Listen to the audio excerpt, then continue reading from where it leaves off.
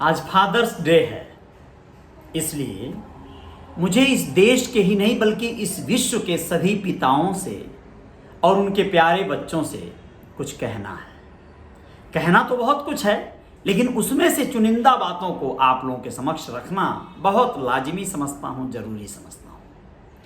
नमस्ते, मैं अजय साहनी स्टार हूँ और रियल रिपोर्टर न्यूज का आपका ये पेज है। आप सभी का YouTube channel real reporter news star है और इंस्टाग्राम पर भी आप सभी का स्वागत है। दोस्तों, फादर्स डे यूं तो आमतौर पे लोग बरसों में एक बार मनाते हैं, लेकिन मुझे पता नहीं क्यों लगता है कि ये हर महीने आता है। पता नहीं क्यों लगता है। कई बार तो मैं ये कह सकता हूं कि मुझे लगता है कि हर दिन फादर्स डे होना चाहिए। पिता का दायित्वों का निर्वहन का कोई दिन नहीं होता। वह हर क्षण पिता अपने दायित्वों को निभाता है और उसे निभाना भी चाहिए। वो नहीं निभाएगा तो आखिर कैसे चलेगा। हर क्षण उसके दायित्व निर्वहन की परिस्थितियां पैदा होती हैं। हर क्षण उसे अपने दायित्वों का याद दिलाती हैं कि वह एक पिता है। यह बात अलग है कि बहुत सारे लोग अपने इस दायित्व से विमुख हो चुके हैं।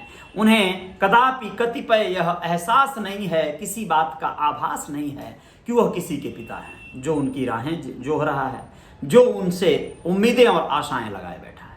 बहुत सारे ऐसे कदाचारी, ऐसे कुविचारी, व्यभिचारी ऐसे भी लोग हैं जो पिता होने के नाम पर मैं तो कहूँगा कि कलंक भी बनकर रह गए हैं, यदि वो दोयम दर्जे का व्यवहार रखते हैं अपने बच्चों में।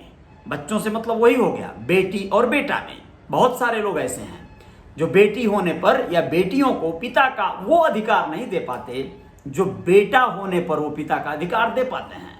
बेटों को कंधे पे घुमाते हैं और उन्हें एहसास कराते हैं कि वो चाहे जो मांग दे मिल जाएगा, लेकिन यदि बेटी मुंह खोले तो फिर उनसे बुरा कोई नहीं होगा। उसे दुनिया भर के लेक्चर और दुनिया भर की बातों से उन्हें नवाजा जाएगा, डांटा जाएगा, फजियत की जाएगी, क्योंकि बेटी आन के घर की बसना जो है।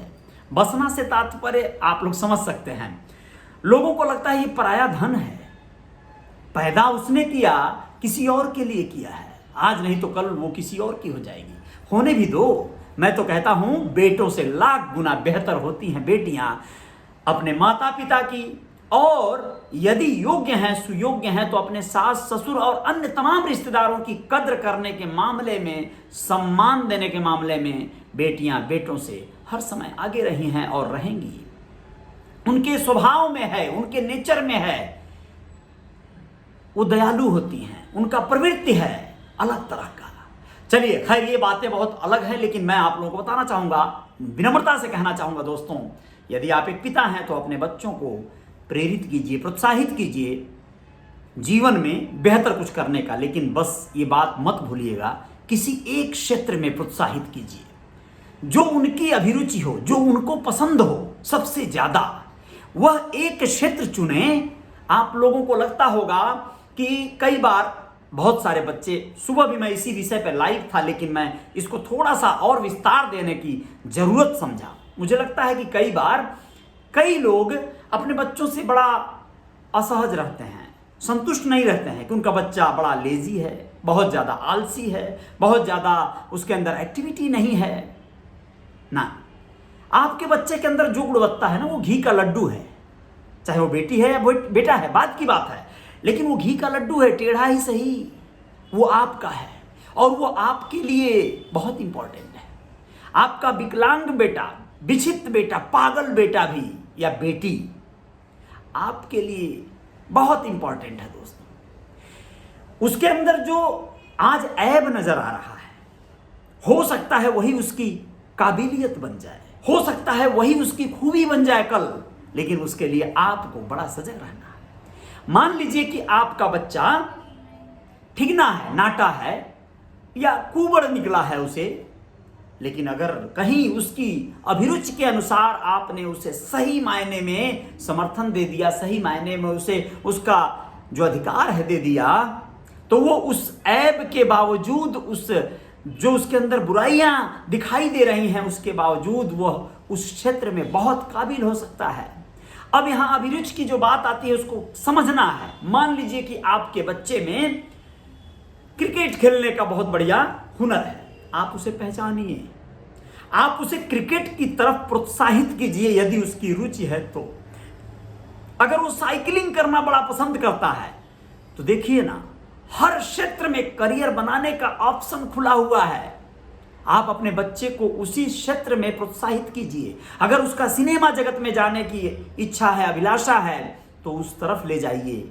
आप लोगों को एक बात कहना बहुत जरूरी समझता हूं कि जो भी करना है, कराना है, उसे 100% की रेशियो पर कराना होगा। अगर वो पढ़ने में दक्ष है, पढ़ना उसका बहुत बड़ा पैशन है, तो पढ़ाकू बच्चे को मत एक्सरसाइज करने के लिए जगाइए, मत उससे बहुत सारे कार्य करवाइए, उसे पढ़ने दीजिए।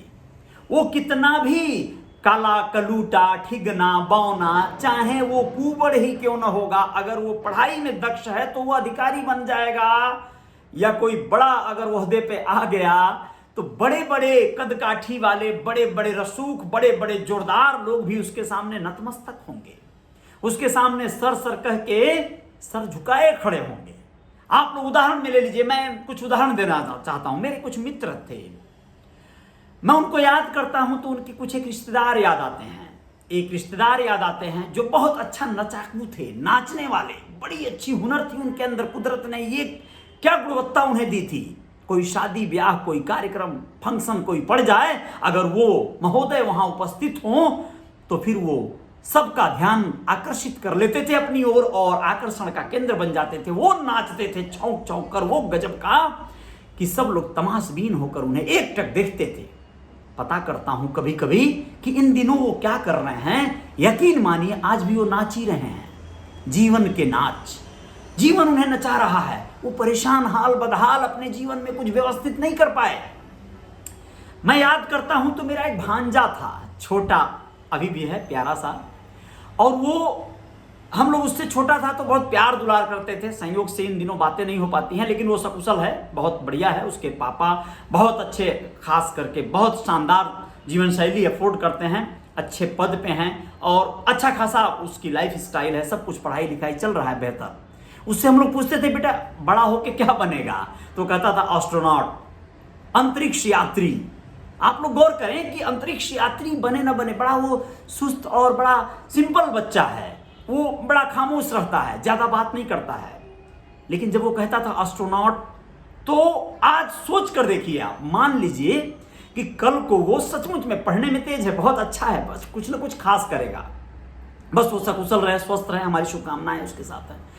तो अगर वो कल को कोई भी पद पे चला जाए तो बड़े बड़े जो बोल बचन वाले, बड़े बड़े नचवैया गवैया जो भी उसके सामने बच्चे होंगे, अगर वो जहां जिस पार्टी में उपस्थित रहेगा वहां पर वो ध्यान आकर्षित करेगा लोगों का ना। वो लोगों की नाच अपने अंतरिक्ष में से, स्पेस यान में से, सैटेलाइट के थ्रू देख लेगा। उससे बड़ा पद कौन सा होगा भाई? मैं ये कहना चाहता हूं कि आप जिस कार्य को करें वो सिंपल है, साधारण है, शांत है, शांत रहने दो उसे। मत बनाओ चंचल, मत बनाओ एक्स्ट्रा ऑर्डिनरी। सब कोई, हर कोई एक जैसा नहीं होता, सबके अंदर अलग अलग स्किल है, सबके अंदर अलग अलग क्षमता है। मैं अपनी बात यहां करना बड़ा जरूरी समझता हूं। जब तक कोई बच्चा 100% अपने लक्ष्य का निर्धारण करके कार्य को नहीं करेगा, उसे मंजिल नहीं मिलेगी। बड़ी कठिनाइयां हैं जीवन में और कठिनाइयां आएंगी।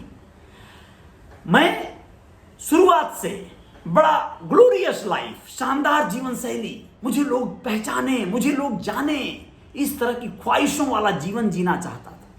निर्धारित नहीं कर पाया कि मुझे बनना क्या है।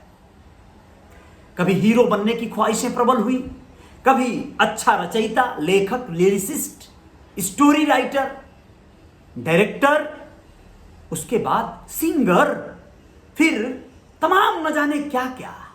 जरूरतों ने इस कदर अपने आप में यहां से वहां नचाया दौड़ाया कि हम कभी कोई छोटा मोटा कारोबार, कोई व्यवसाय, कोई व्यापार, जो कुछ भी करते चले गए। कभी राजनीति की ओर आकर्षित हुए, member of Vidhan Sabha, legislative assembly का हम चुनाव लड़ गए। हम ये कहना चाहते हैं कि आप लक्ष्य निर्धारित करके एक विषय पर जब तक फोकस करके काम नहीं करेंगे तो जीवन आपको दौड़ाएगा, भगाएगा, आप परेशान होंगे। आप सब कुछ नहीं कर सकते। इस देश की जनसंख्या बहुत ज्यादा है, आबादी बड़ी है, प्रतिस्पर्धा करने वाले बच्चे तमाम आ रहे हैं सामने। तो उस प्रतिस्पर्धा में जब तक आप 100% के रेशियो को पार नहीं कर जाएंगे तो उसमें अव्वल नहीं होंगे, गिने नहीं जाएंगे, आप चुने नहीं जाएंगे।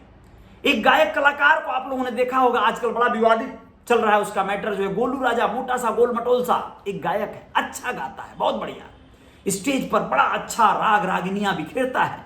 इन दिनों बड़ा वो अनुपमा यादव एक गायिका है, उनके साथ नोक झोंक के चलते बड़ा फसादों में है, लेकिन कोई नहीं, वो उनका अपना व्यक्तिगत जो है होता है, व्यवहार होता है, गायक एटीट्यूड में भी होता है। वो गोल मटोल सा जो उसका चेहरा है, उसकी जो आवाज है प्यारी सी, बहुत अच्छी सी, बहुत अच्छे उसके अंदर सुर और साधना है, तो वो दूसरे लोगों को बड़ा हे दृष्टि से देखने लगता है कई बार। वो अलग विषय हो गया ये, लेकिन मैं आपको ये कहना चाहता हूं कि अब वो चाहे कि खेसारी यादव जो गायक हैं, हीरो हैं, एक्स्ट्रा ऑर्डिनरी अद्भुत कलाओं के माहिर हैं, नाचते हैं, एक्टिंग करते हैं, उनके जैसा बनना तो वो गलत हो जाएगा। फिर उसको बरसों लग जाएगा अपने शरीर को उस सांचे में ढालने में। यानी आपको जिस गेटअप में इस कुदरत ने बना दिया है, उस गेटअप में आप निखार लाइए। आप सोचिए कि उसमें क्या हो सकता है। आप दूसरों की तरफ बनने के चक्कर में बरसों बरस अपना गंवा देंगे। मैं चाह कर भी नृत्य सीखना कोशिश नहीं किया, सीखना भी कभी चाहा होगा तो मैं नहीं कर सकता था, नहीं कर पाया। गायकी किसी को देखा किया तो बहुत अच्छा गायकी नहीं कर सकते, आप नहीं बन सकते। आप अपने हुनर, अपने स्किल, अपने कैपेसिटी के अनुसार कोई कार्य को कर पाएंगे। सबका अलग अलग क्षमता है, अलग अलग स्किल है। तो आप यानी बच्चे लोग जो आप में बहुत प्यारा, बहुत ज्यादा प्रबल इच्छाएं उबाल मार रही है ना, माता पिता के बादशाहत में उनको पाने का, उनको कर लेने का प्रयास करिए। 20 से 25 साल की उम्र में आप जितना अचीवमेंट चाहते हैं कर लीजिए। 25 साल से 30 साल के बीच में ये उम्र आपका इम्तिहान लेगी, सख्त इम्तिहान लेगी। इसी बीच में संभल के आप अगर स्थापित हो गए किसी एक दिशा में, एक क्षेत्र में, एक कार्य में या अनेक कार्य में, अगर आपके अंदर दम है, क्षमता है तो ठीक है, वरना 30 साल के बाद ये जिंदगी आपको संभलने का मौका नहीं देगी और आपसे जो कठिन और सख्त परीक्षाएं रोज लेगी ना बेटा, बहुत परेशानियां होंगी। पूरी जिंदगी आप प्रतिदिन हारेंगे, प्रतिदिन पल पल जीतेंगे, जिएंगे, कठिनाइयां बेशुमार होंगी। माता पिता एक समय के साथ आपका साथ छोड़ देंगे, हर रिश्ते, हर नाते खत्म हो जाएंगे। सिर्फ और सिर्फ आप और आपके नए नए जो रिश्ते, पत्नी, बच्चे और तमाम ऐसे नए रिश्ते सामने प्रकट हो जाएंगे और वो आपसे जो डिमांड करेंगे, वो जो आपसे जरूरतें अपनी व्यक्त करेंगे, उन जिम्मेदारियों को या तो आप निभाएंगे या तो आप भागेंगे। अगर आप भागेंगे तो आप सोच लीजिए कि आपके जीवन में एक लम्हा बेहतर हो सकता है, लेकिन दूसरा उजड़ जाएगा। बहुत सारी बातें हैं। मैं यही कहना चाहूंगा कि हर हाल में एक लक्ष्य निर्धारित कीजिए, उस पर प्रबलता से एकदम अर्जुन की तरह, अभिमन्यु की तरह लक्ष्य को भेदिए। उसको पाने के लिए शक्ति से, मेहनत से, जमकर, ललकार कर लग जाइए, आपको अपनी मंजिल मिलेगी। लेकिन अगर इसी 25 साल की उम्र के अंदर अगर आपने बस एंजॉय, एंटरटेनमेंट और तमाम लुत्फ लेने का बस कल्पनाएं कर डाला, सोच लिया, तो ये लुत्फ आपको इतना भारी पड़ेगा कि आप पूरी जिंदगी इसका खामियाजा भरते भरते मर जाएंगे। मुझे अफसोस के साथ कहना पड़ रहा है कि आपको पूरी जिंदगी स्ट्रगल करना पड़ेगा, जद्दोजहद करना पड़ेगा। इसलिए संभल जाइए। आप लोग अपने माता पिता का नाम रोशन कीजिए। कल रोशनी निषाद ने, जो कि फतेहपुर जिले की है, उत्तर प्रदेश हाई स्कूल परीक्षा में जो उसने अव्वल 9वां रैंक लाया और बहुत सारे ऐसे अचीवमेंट, 96% से ज्यादा उसने अंक लाया, ये गर्व करने की बात है। ऐसे तमाम बच्चे वहां पर हुए हैं। पहला दूसरा जो बच्चियां लाई हैं, बच्चे लाए हैं, उन लोगों को भी बहुत सारा सैल्यूट और बहुत सारी शुभकामनाएं। मैं ये कहना चाहता हूं कि प्रतिस्पर्धा है, अगर आप कर सकते हैं तो जिस क्षेत्र में आपका पैशन है आपको एक्टिंग करना है, डांस करना है, जो करना है उसी को 100% करिए। ये नहीं कि आप वो नहीं करिए। जय हिंद, जय भारत, शुक्रिया, ख्याल रखिए।